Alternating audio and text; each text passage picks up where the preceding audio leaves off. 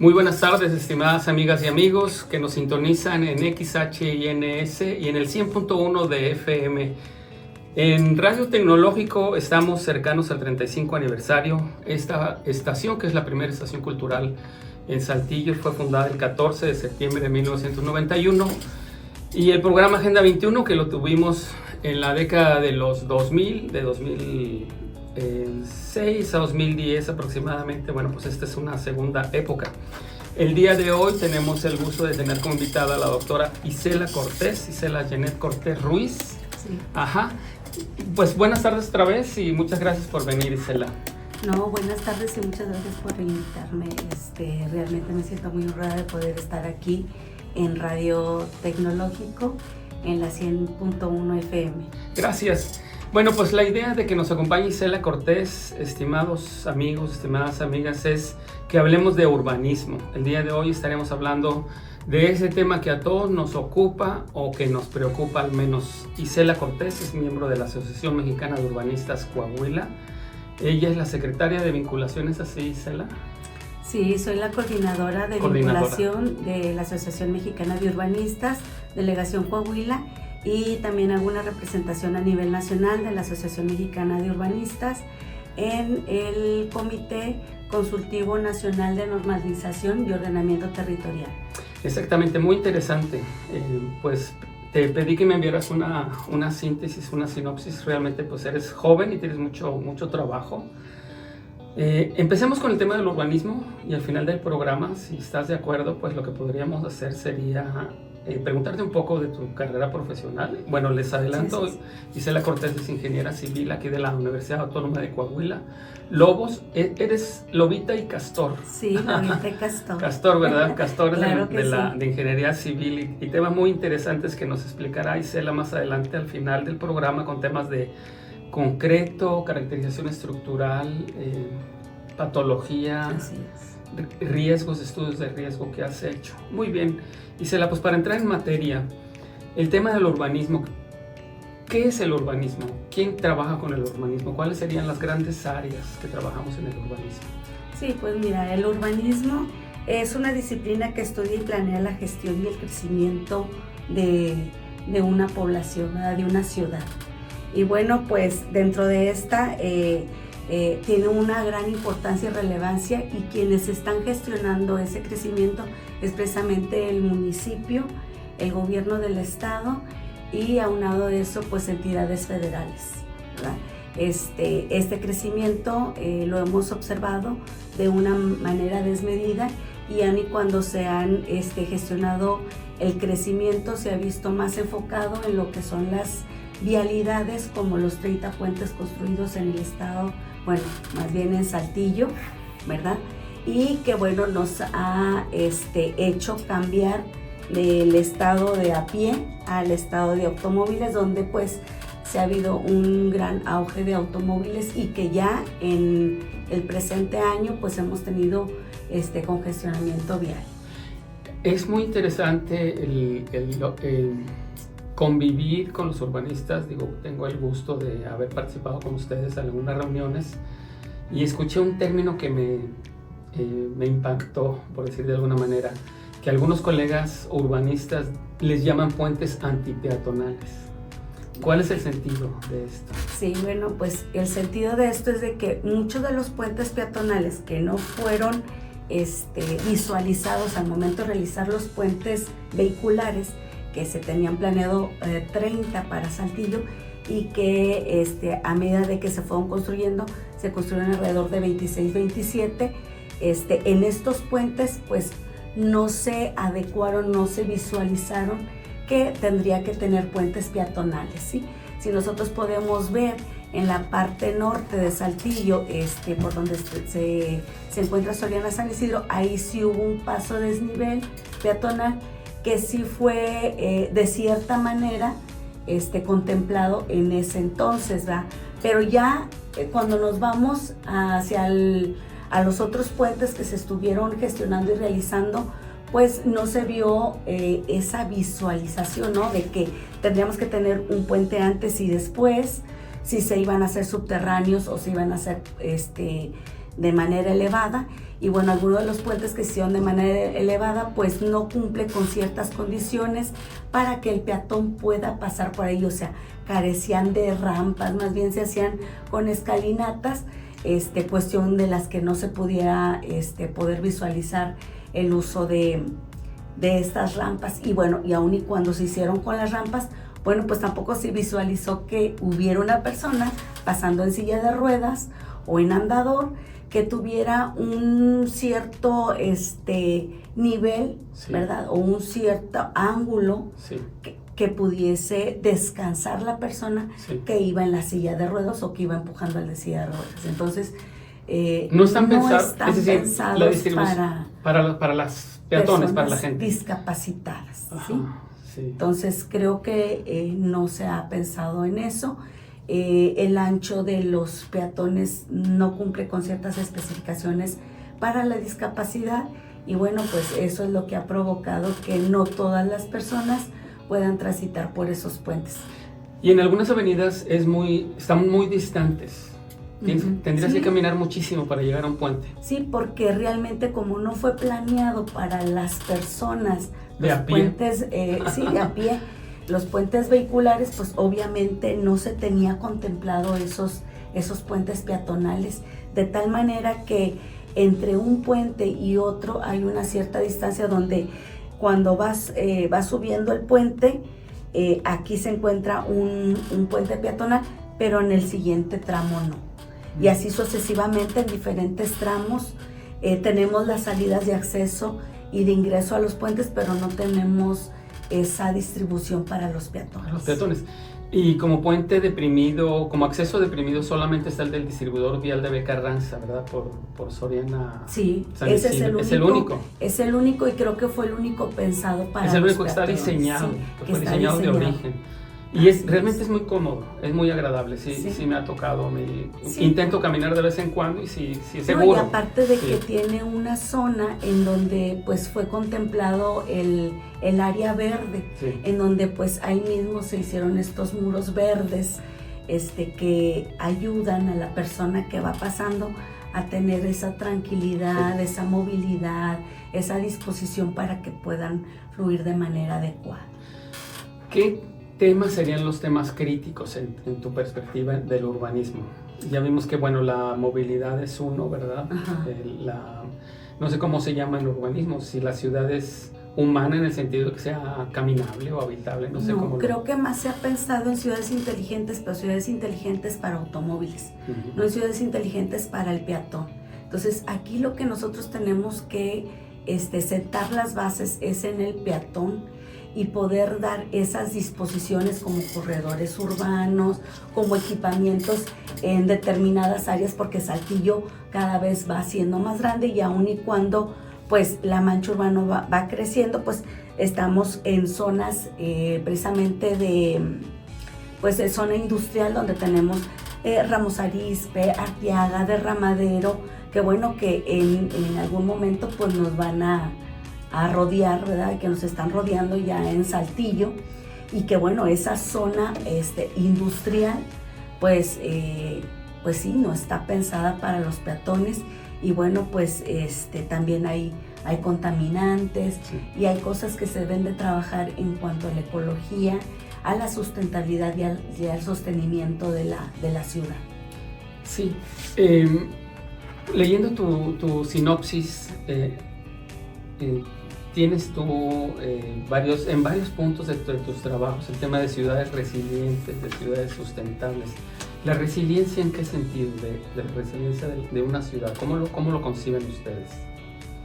Pues lo concibimos también en cuanto a que podamos nosotros, de lo mismo que podemos producir, podemos llevarlo a cabo en algún tipo de edificación, ¿verdad? Entonces, por ejemplo, lo que hemos visto, y por eso nació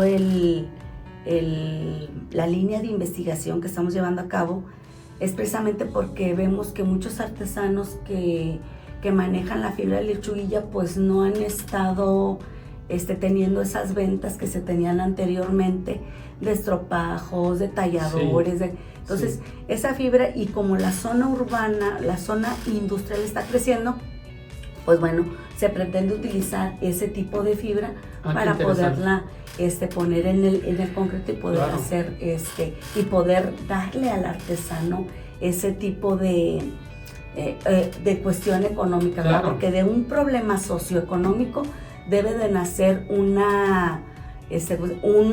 resultado o una respuesta, ¿verdad?, científica y tecnológica que pueda combatir ese rezago socioeconómico que tenemos con nuestros artesanos ahora acá en Saltillo. Sí, qué interesante, sí, muy, muy interesante tu respuesta, porque una cantidad de personas del campo, de los ejidos, quedaron excluidas del desarrollo urbano. Así es. Bueno, en un tiempo se trajeron plantas de guayule, que no son de aquí de la región, para abastecer la industria de los neumáticos, del caucho, ¿verdad?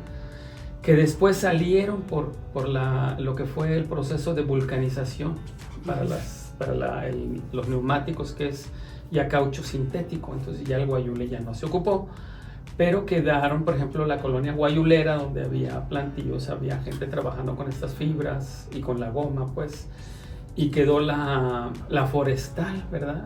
Quedaron, todavía están los terrenos de la compañía de la forestal, y una cantidad de otras personas de los ejidos, por ejemplo, de la candelilla, ¿verdad? Que, bueno, la candelilla sí tiene un alto valor agregado, pero creo que ha faltado incorporarlos al desarrollo con mayor valor agregado, que no solo sea materia cruda o materia prima.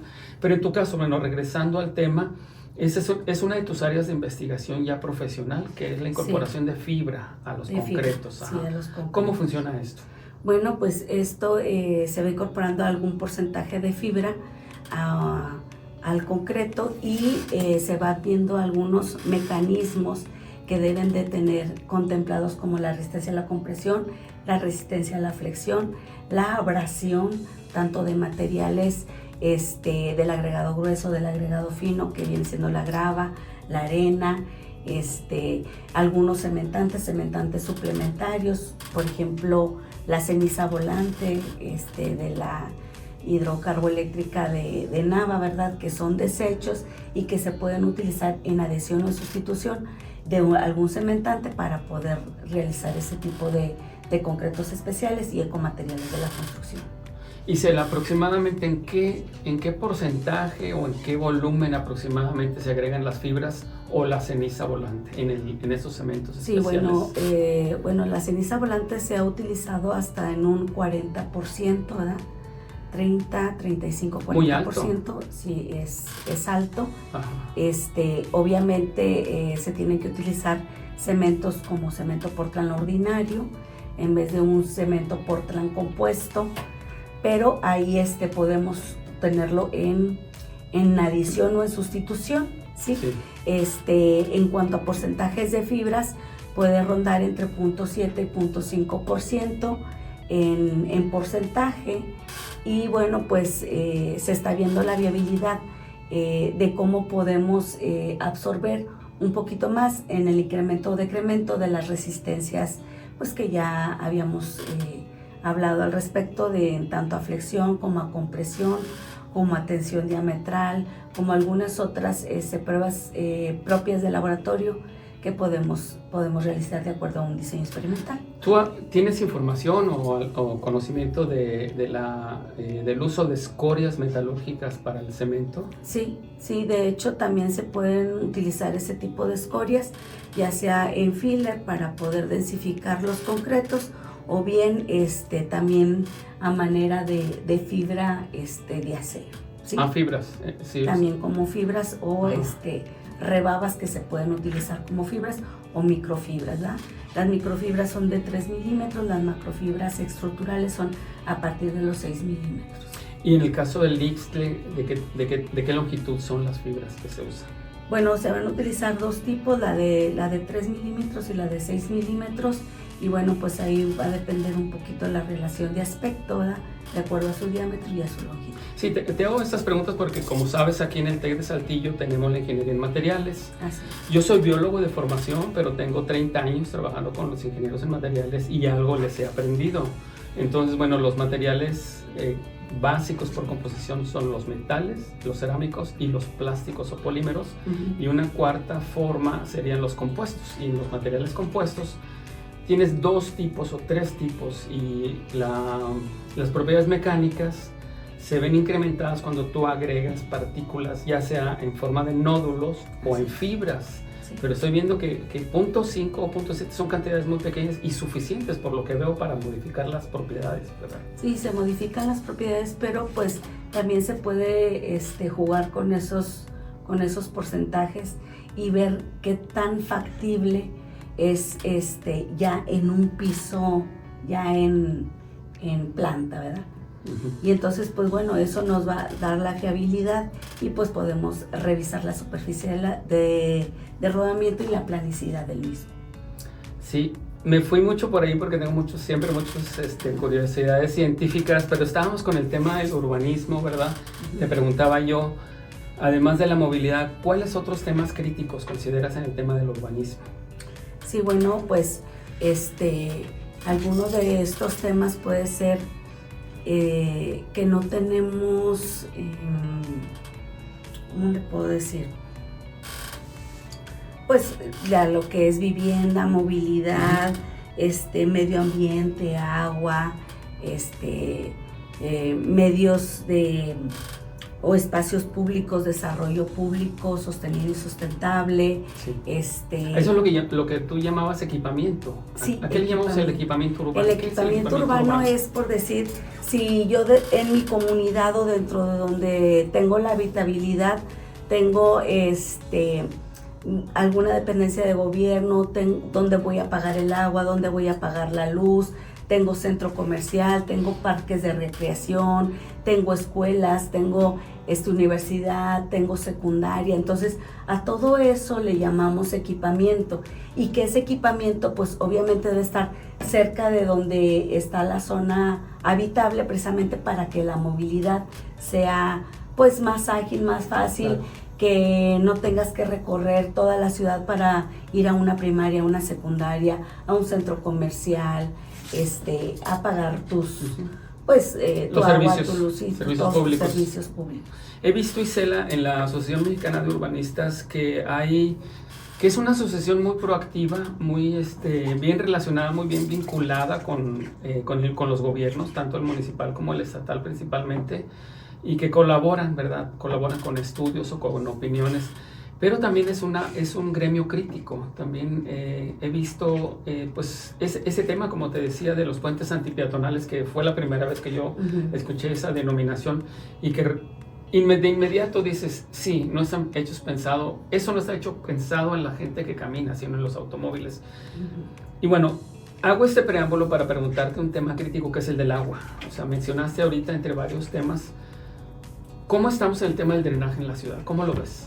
Pues yo veo que está deficiente, ya que, bueno, Saltillo se tiene pensado como una zona en donde al tapar un arroyo o al tapar los cauces del agua se solucionaron problemas de manera momentánea, pero que al pasar el tiempo y al tener tu temporal de lluvias, pues se va deslavando y todo va a desembocar hacia el norte. Sí. Aquí Saltillo está constituido, en la parte del norte es una parte baja y la parte del sur es una parte alta, ¿verdad? Entonces todos los escurrimientos hídricos van recorriendo toda la ciudad, en donde se van formando inundaciones, en donde se van formando encharcamientos, en donde no tenemos las rejillas Irving, en donde podamos desembocar el drenaje pluvial o el drenaje general en sí, porque no se ha dado el abasto y el crecimiento no se vio influenciado por esta parte hídrica que tiene nuestra ciudad. Pero yo pensaría que es insuficiente el drenaje. Por ejemplo, aquí estamos en el TEC Saltillo, actual, en tiempo real. Llueve y Ve Carranza, en lugar de una avenida, se convierte en un pequeño arroyo. Así es. O sea, tiene una lámina, ¿qué te diré? 15 centímetros, 20 centímetros, o quizá más. Sí, esto es porque lo que se pensó fue en desviar los arroyos y taponearlos, pero el agua lleva su cauce.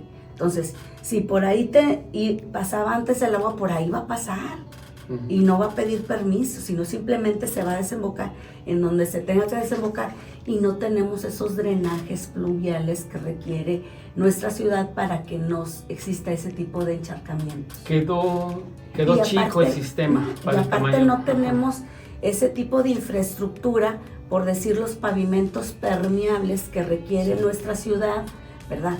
Infraestructura verde, azul, en donde nosotros podamos infiltrar el agua y pues tener esos mantos acuíferos que pues debiera de tener la ciudad y que se pudiese aprovechar ese tipo de agua, ¿verdad? Claro. Porque pues esa agua se va desperdiciando, Sí. desemboca en pues en colonias o en residenciales sí. muy importantes aquí Sí. en el país.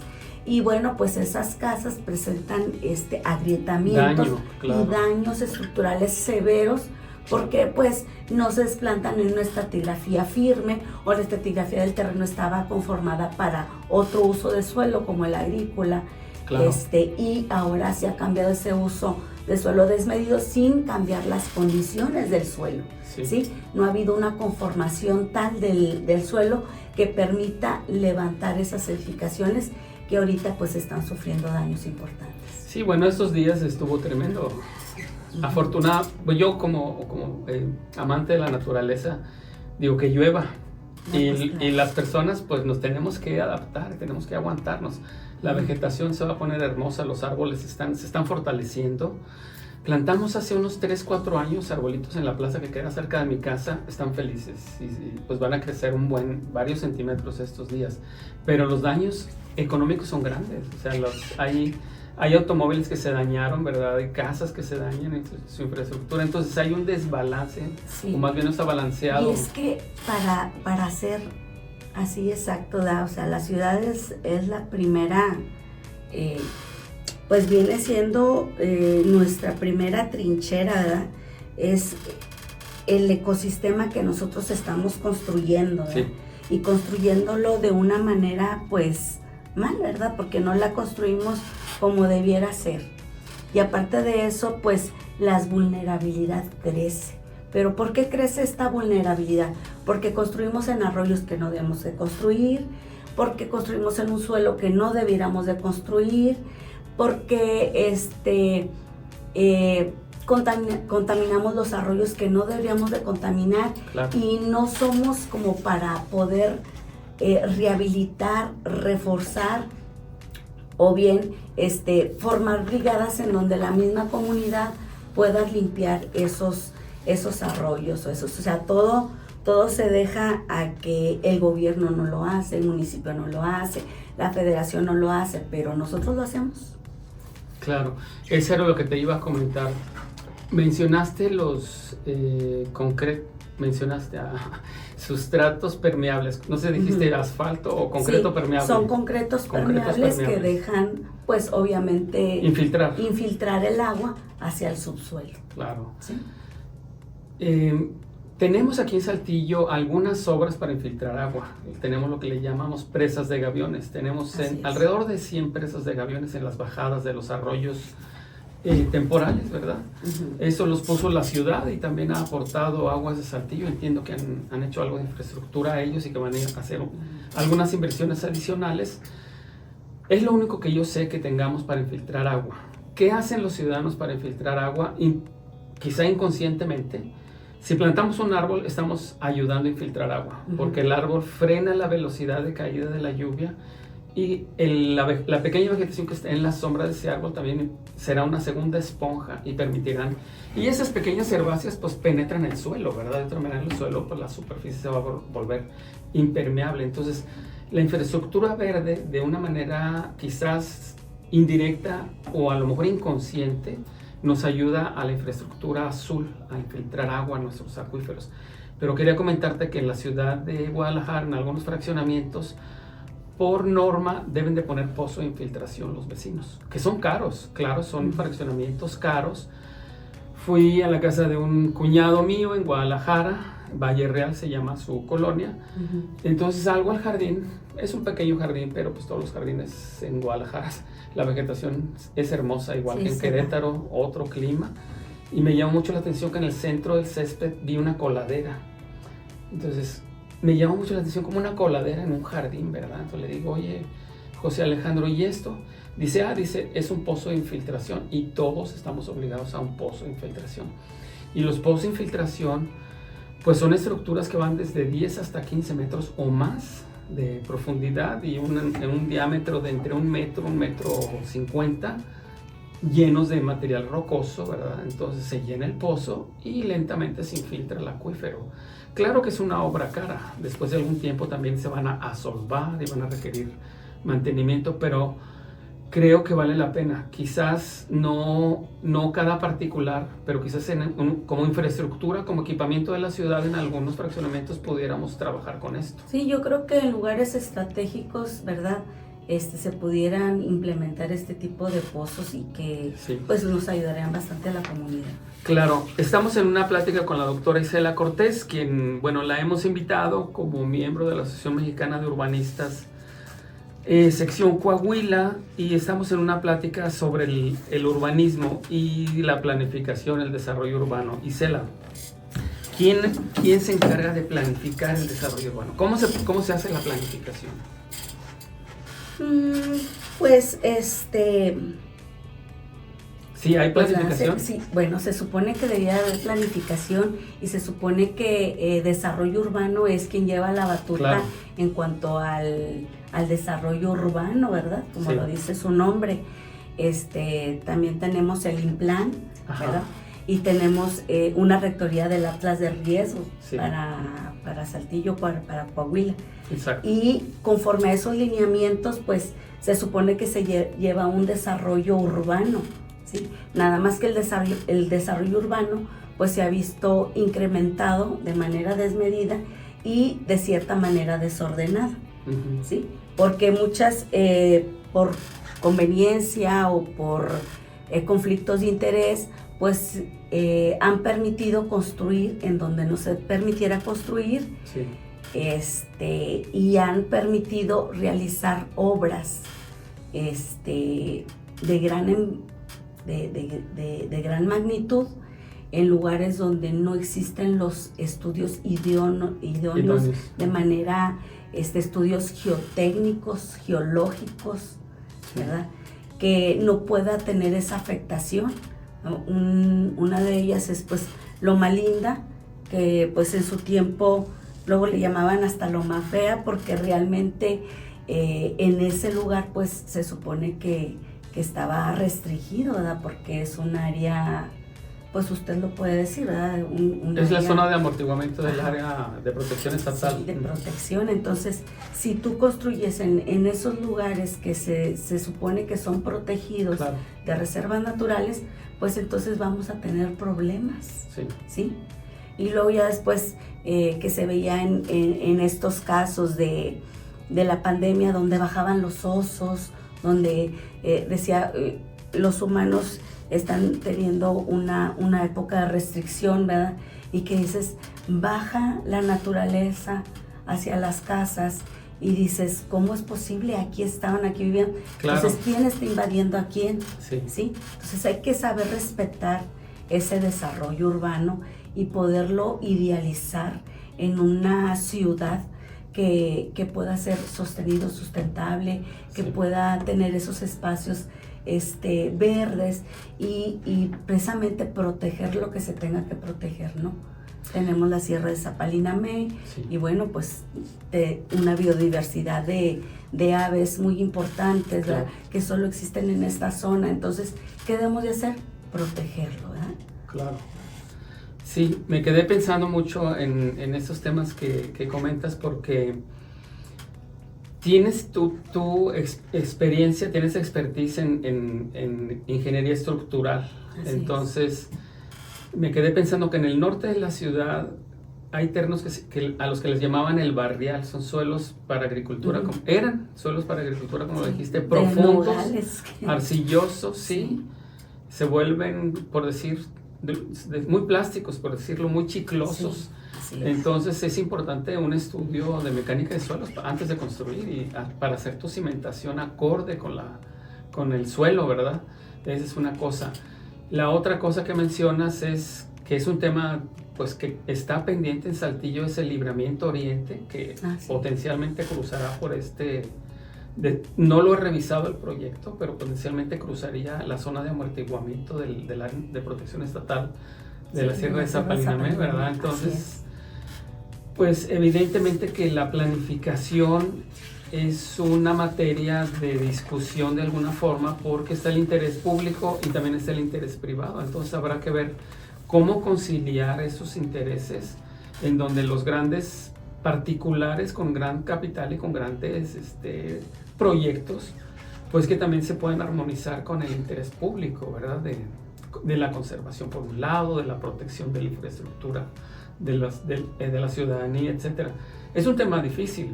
Sí, porque por un lado estás buscando de que la vialidad o las vialidades no sean llenadas con trailers, vehículos pesados, claro, y que puedan rodear a nuestro Saltillo, ¿verdad?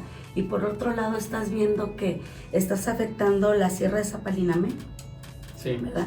Que es una reserva natural y claro, que representa uno de los principales patrimonios ambientales de Saltillo por su biodiversidad, ¿verdad? Como antes claro, lo comentaba, ya que pues tenemos esos lugares ya por naturaleza endémicos de nuestro Saltillo, claro, y una biodiversidad tanto de plantas como de animales que viven ahí y que pues no podemos quitarles su hogar por satisfacer nuestras necesidades, y que a la larga pues el principal afectado va a ser uno mismo. Vamos a ser nosotros. El área natural protegida, el área se llama Reserva Natural Estatal Sierra de Zapalinamé.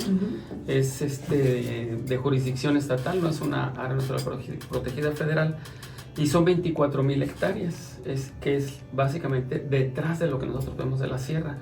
Pero en los círculos hay un área de amortiguamiento, y el área de influencia es de poco más de 50,000 hectáreas. Entonces, en las curvas de nivel, que tú eres experta en eso, la curva de los 1800 metros sobre el nivel del mar, o cota 1800, eso se definió en un instrumento de planeación como el límite para la construcción, para la infraestructura urbana, y se ha rebasado en algunas ocasiones. Entonces nosotros podemos ver ese límite por lo que es el Otilio y la prolongación Otilio. Creo que más al norte tiene otro nombre. Y bueno, ahí hay un riesgo, ¿verdad? Porque pues son zonas que eventualmente puedan invadirse para construcción, o que puedan los particulares lograr una concesión para la construcción de fraccionamientos también. Sí, precisamente como ya va a pasar por ahí la vialidad, pues si hay oportunidad de poder realizar ahora sí que algún tipo de industria en un lugar donde no debiese de darse, es probable que se pudiera dar. Entonces yo creo que sí debemos de estar muy atentos en cuanto a ese tipo de vialidades que se están pensando para Saltillo, pero también de salvaguardar la vida y la naturaleza, claro, y el medio ambiente. Sí, claro. Hay entre las especies más críticas, Isela, está la carpita de Saltillo. De las especies que tenemos en México, las más amenazadas son los peces, porque los cuerpos de agua, la humanidad está detrás del agua. Entonces usamos el agua para nosotros mismos, para nuestros cultivos, para nuestros nogales, para las parras, para fabricar vino, y no necesariamente para la subsistencia básica, sino para alimentos que pudiéramos decirlos no indispensables o no necesarios: el café, el cacao, las nueces, las avellanas. Finalmente usaremos el agua, ¿verdad? Entonces la carpita de Saltillo es una de las más amenazadas por el agua. Está en 2 o 3 pequeños arroyos en la sierra, pero hay más, como lo mencionaste. Entonces sí es un tema pues de conciencia y de planificación. Quería preguntarte del Atlas de Riesgo. ¿Este Atlas quién lo desarrolla? Pues lo desarrolla el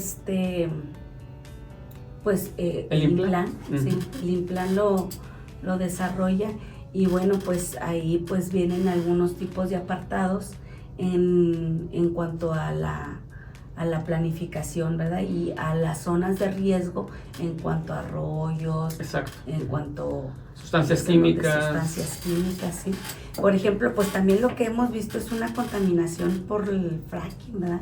Sí. Que eso también ha sido un debate, ¿verdad? Porque tenemos la zona cero, que en el país se ha visto que está conformado por Veracruz, en Nuevo León, Tamaulipas, Coahuila, y bueno, que son pozos para extracción de hidrocarburos no convencionales, y que para la realización de esos pozos pues se hacen a una gran profundidad con químicos, hasta 750 químicos que se le están implementando precisamente para poderlos abrir y sustraer, y luego hacen otros pozos que le llaman pozos letrina, que es donde llevan todos esos contaminantes para poder primero realizar un pozo, sacar los hidrocarburos no convencionales y luego hacer el otro para hacer la deposición de esos 750 químicos, ¿verdad?, que nos contaminan los mantos acuíferos y que también han provocado hasta cierta medida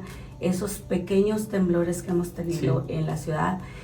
Aquí en Coahuila se han registrado en Musquis, en Sabinas, en Saltillo, en Arteaga, en Ramos Arizpe, entonces, y que ya van no nada más de 3 grados Richter, sino que son 4.1, 4.2, que eso ya nos habla de una baja sismicidad, y donde el mapa sismológico pues obviamente va a tener repercusión y va a tener que cambiar para poder nosotros también implementar esa ingeniería sísmica en nuestras edificaciones. De lo que mencionas, hay fracking, o sea, es decir, que yo lo que recuerdo es que en el gobierno de, ¿qué sería? El doctor Montemayor estuvo como director de un clúster de energía.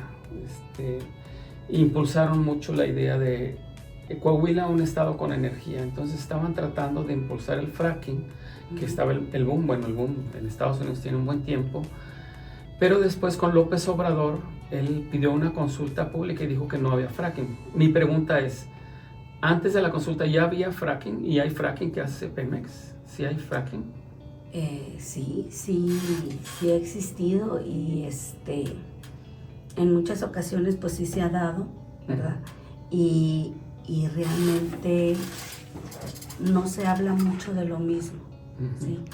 Precisamente porque pues hay intereses, hay conflictos de interés. Sí, bueno, hace 15 días, un mes quizás, en la Universidad Agraria Antonio Narro hubo un seminario, no pude asistir. Vinieron expertos del tema, y voy a invitar al presidente del Colegio de Economistas a que nos hable aquí en radio. Él fue uno de los coordinadores de este seminario sobre el fracking. Sí, tengo, bueno, pues una cantidad de inquietudes como todos los ciudadanos, ¿verdad?, sobre el fracking. Yo sé que evolucionó el tema porque de inicios en Estados Unidos le agregaban a los líquidos de inyección. Bueno, ¿qué se le agrega al agua que se inyecta? Es una cantidad de agua gigantesca, son entre 3 albercas olímpicas, 4 albercas olímpicas, es decir, pueden ser de 5 a 10 millones de litros que se inyectan a estos pozos en alta presión, y se le ponen detergentes para liberar los pesados del petróleo en caso de que haya fluidos líquidos, que se les agrega arena también. La arena, una vez que se expande la grieta, se retira el agua y se ponen pequeños gránulos de arena para evitar que se cierren las grietas, y se le agregaban una cantidad de sustancias químicas como lo mencionaste, pero en el inicio, en los años finales del siglo pasado, quizás todavía inicios en la década del 2000, se les agregaban incluso orgánicos volátiles como benceno, etilbenceno, derivados de la gasolina. Entonces esto sí fue una alerta muy grave, porque para que en Estados Unidos se pudiera ampliar y expandir la industria del gas no convencional, se le quitaron atribuciones a la EPA, a la Environmental Protection Agency, de modo que esta agencia de protección ambiental no tenía jurisdicción para exigir los estudios de las sustancias químicas que se estaban usando. Se les quitaron atribuciones. Se les quita atribuciones a la EPA y el sector petrolero hace lo que quieren. Entonces, cualquier consulta que se les hicieron, dijeron, es secreto industrial, no te puedo decir qué estoy agregando. Pero los científicos pues toman muestras y dicen, tienes una cantidad de 750 sustancias, mencionaste, pero entre ellos algunas muy peligrosas. Sí. Entonces, lo que habrá que revisar ahora sobre el fracking, cómo ha evolucionado, cómo ha avanzado la tecnología, si se siguen usando estas sustancias, si hay sustancias orgánicos volátiles como el benceno, etilbenceno, xileno, que son muy peligrosos para la salud humana, ¿verdad? Sí, y otra de las vertientes es que hicieron precisamente la ley de hidrocarburos no convencionales, precisamente como de una cierta manera de legalizar los pozos de sustracción. Entonces, bueno, pues existen esas dos vertientes, estas, cómo ha evolucionado, sí. Qué es lo que me está diciendo estas tecnologías, ¿verdad? Nuevas, si va a cambiar o no han cambiado esos 750 químicos que se empleaban sí. en su momento, ¿verdad? ¿Cuáles son las consecuencias que nos pueden traer el seguir realizando esos pozos, claro. y esos pozos letrina, ¿verdad? Claro. Que ha contaminado a comunidades en cuanto a el agua, ¿verdad? Sí, sí, el agua que toman o que ingieren han tenido problemas claro. de salud. Entonces, bueno, pues habrá que concientizar y también habrá que realizar esos estudios sí. y habrá que invitar, ¿no? Tanto a la comunidad como sí. a los centros de investigación, a las universidades, a los institutos, acercar al gobierno, al municipio, a los ciudadanos, ¿verdad? Ajá, y realizar esos tipos de, pues ahora sí que hablarlo, ¿no? Asambleas, foros, sí, sí. Mediante foros, mediante asambleas, mediante seminarios Así de es. investigación y poder adentrarnos un poquito más a estos temas de gran interés. Sí, yo lo que leí, sí leí un tiempo, revisé muy a fondo este tema del fracking. Actualmente no lo he actualizado, pero lo que leí de este seminario de la NARRO es que están utilizando, por ejemplo, dióxido de carbono. En lugar de utilizar grandes volúmenes de agua con sustancias, por ejemplo, dióxido de carbono, nitrógeno. Es algo interesante porque también leí que se utilizó nitrógeno en pozos de crudo convencional, de petróleo, por ejemplo en Cantarell. Baja la presión del pozo, inyectaron nitrógeno. Yo había entendido que era una buena práctica, pero ahora leí, tampoco no lo leí muy a fondo, que el nitrógeno ha contaminado, o sea que esa tecnología finalmente resultó contraproducente, sí. Entonces habrá que revisarlo, porque sí es algo que en nuestra área de influencia no estamos directamente en la zona, pero habrá que informarse, ¿verdad? Estamos en una plática con la doctora Isela Cortés, ella es secretaria de vinculación de la Asociación Mexicana de Urbanistas Coahuila y tiene una delegación nacional ante el comité. Comité Consultivo Nacional de Normalización y Ordenamiento Territorial, como parte de la AMU, ¿verdad, Isela? Sí. Que nos comentaras, doctora, ¿qué hace la Asociación Mexicana de Urbanistas aquí en Coahuila? ¿Qué proyectos, qué actividades, qué programas tiene? ¿Cuáles retos enfrenta esta asociación? Sí, pues principalmente promover la planeación urbana responsable, impulsar la actualización profesional de los urbanistas, generar investigación y difusión de los conocimientos, colaborar con instituciones públicas y privadas, promover ciudades más inclusivas, resilientes y sostenibles y fomentar la participación ciudadana, ¿sí? Hemos participado en bilineales de la Asociación Mexicana de Urbanistas Nacional, hemos ido a foros, a la Secretaría de Economía,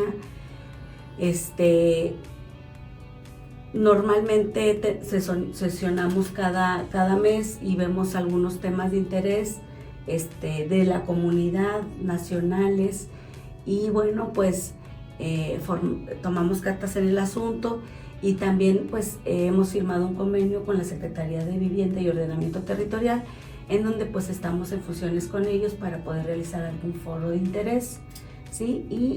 Y también alguna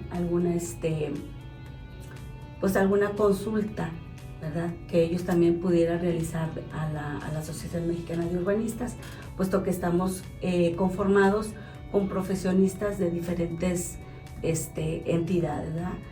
Son biólogos, son ingenieros civiles, son arquitectos, son urbanistas, y entonces pues bueno, pues hacemos una muy buena mancuerna. También hemos tenido hasta licenciados en Derecho, economistas, y bueno, pues todos estamos hacia un mismo punto, ¿verdad? Hacia la misma sinergia, ¿no?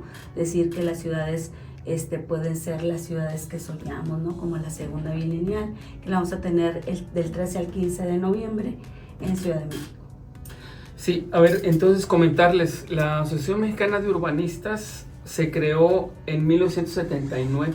Sí, en 1979. Ya tiene sus añitos, 19 de agosto del 79, y aquí la están impulsando, participan aquí en Coahuila ingenieros civiles, arquitectos principalmente, pero también hay otras carreras como abogados, economistas, y está abierta la membresía. ¿Pueden participar más personas? Sí, pueden participar más personas, y bueno, pues esto nace, ¿verdad?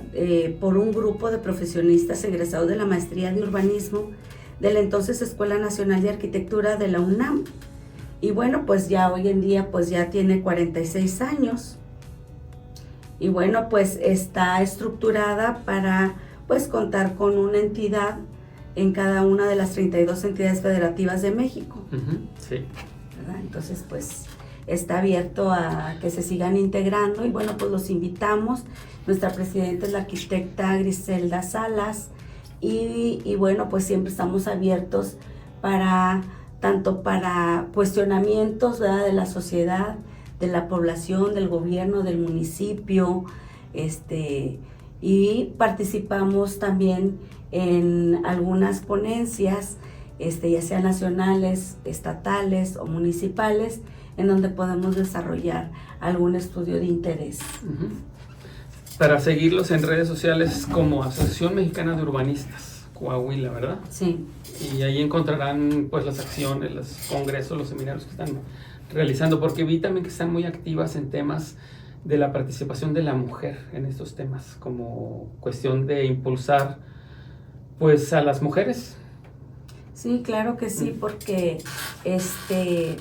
sabemos que las ciudades no están diseñadas para las personas con discapacidad, pero también sabemos que las ciudades no están diseñadas para las mujeres, ¿no? Entonces, hay espacios en donde las mujeres pueden desarrollarse, pueden tener también espacios, ¿verdad? Pueden salvaguardarse, ¿verdad? Como los puntos que han puesto, puntos violetas, ¿verdad?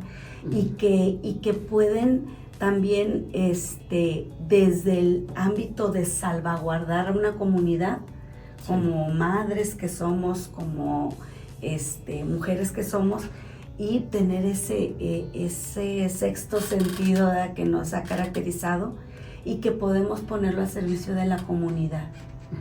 De jóvenes, ¿quiénes participan como estudiantes? ¿De las universidades participan alguna facultad o escuela con ustedes? Sí, actualmente tenemos el capítulo estudiantil de la Facultad de Arquitectura, y posteriormente vamos a tener el capítulo estudiantil de la Facultad de Ingeniería.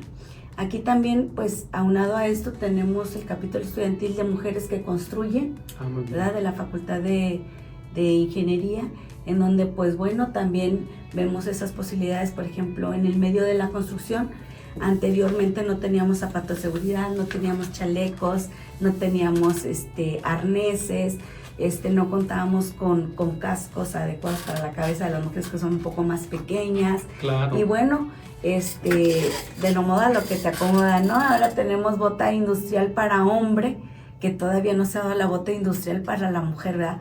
Bota de esa tipo vaquera para hombre, que ya hay tenis industriales, zapato industrial, sí, botín industrial, pero ya hay botas para hombres así como tipo vaquera Sí. con su casquillo, pero para mujer todavía no. Entonces, Sí. también hemos estado participando en la Federación Mexicana de Colegios de Ingenieros Civiles, hemos ido al Senado de la República en cuanto a poder dar esas ideas, ¿verdad?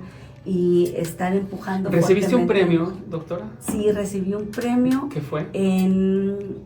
Fue por, el premio es el reconocimiento al mérito estudiantil 2026.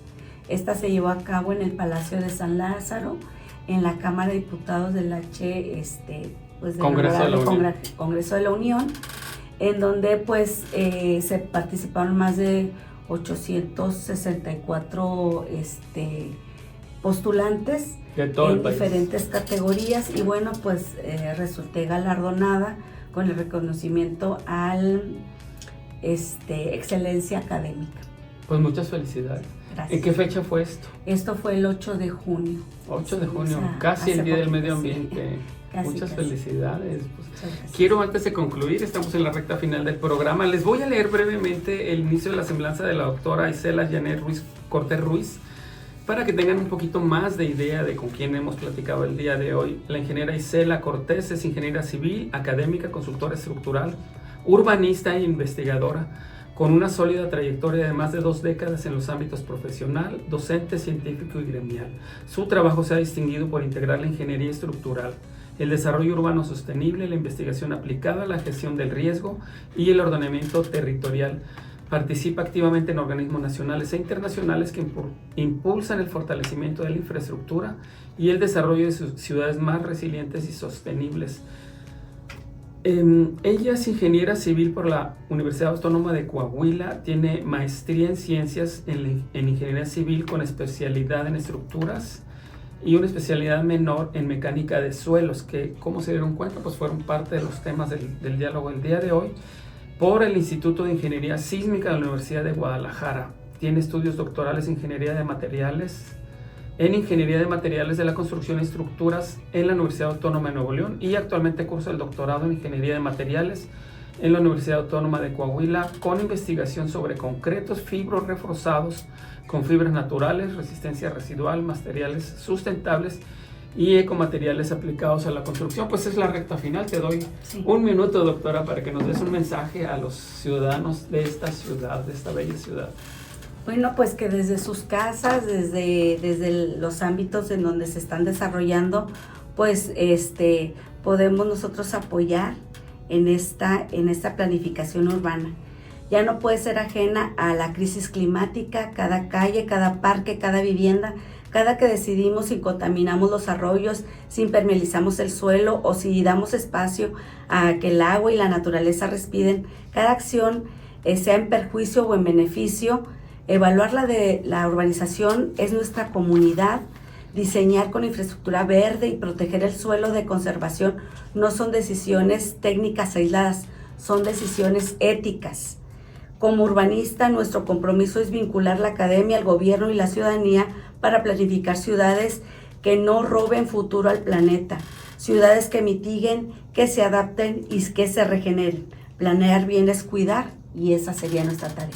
Muchas gracias. Estuvimos en un diálogo con la doctora Isela Cortés. Les agradecemos que sigan sintonizados en Radio Tecnológico, y recuerden que estamos cercanos al 35 aniversario de la primera estación cultural en Saltillo. Muchísimas gracias y que tengan una excelente semana. Gracias.